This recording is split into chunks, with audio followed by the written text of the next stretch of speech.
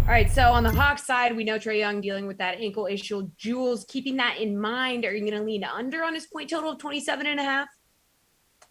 I will. I can't play an over on Trae Young tonight. That just doesn't seem smart. But again, looking and let's see. Oh, he doesn't even have. All right, so he doesn't even. Oh, there we go. 39.5 points, rebounds, and assists. So generally with the ankle injury, that might affect his rebounding, which at times, he can pull down a lot of boards. Um, and then the assists, like I said, playing off the ball would hurt that if that does come into play again to kind of get him some rest while he's on the floor almost.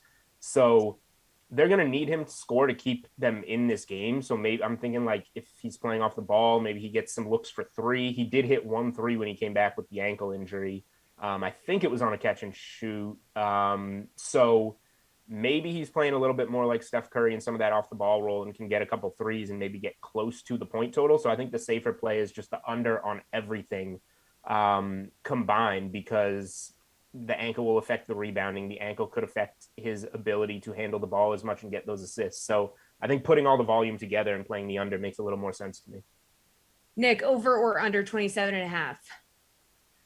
I'm with Julian going under. I think that's the safer play here. Although I wouldn't be shocked if this does go over, and it would, to me, that would have to be like kind of an inefficient, I should say. Wow, night from Trae Young, where he's launching a ton of threes. I don't think we can depend on him to get to the line 12 times like he did in game one. I think that's maybe where we see that ankle, become more of an issue, where he's not able to drive off of it and plant and get to the hole. He's maybe not comfortable landing awkwardly on a contested layup. If he goes over this number, it's probably because he has to settle for a lot of threes and he hits a lot of those threes. So that to me is somewhat of a risky proposition. He had 6 threes in the last game, but he was 1 of 8 in game 2. And I think Trae Young still has this almost like Steph Curry light reputation where he can fill it up from anywhere. And on any given night, that is true. But on the whole, he's closer to like a 35% 3-point shooter. He's not this elite, like 40 plus 3-point shooter, I think, like a lot of people think of him. So, factoring in the ankle, I think you have to err on the side of caution here. I'll be going under, but I still expect him to be aggressive, just maybe in different ways than we've seen so far in this series. What do you think, Ryan? You want to take the over? I can't take the over.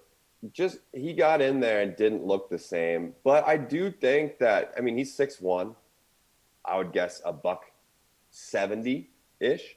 It's not a lot of torque going on his ankles. And it's different if you're talking about a wing or a big with their ankle. I mentioned he always wears ankle braces. Ankle braces kind of brace the tweaks and those small turns. And he has 48 hours of recovery. So I want so badly to be in on this narrative that he's going to be all right, because I want a good series. I want him to go off. And Villain Trae is so fun to root for and watch. But I can't go over 27.5. And I won't be shocked if it happens, but just I can't bet my own money on 27.5.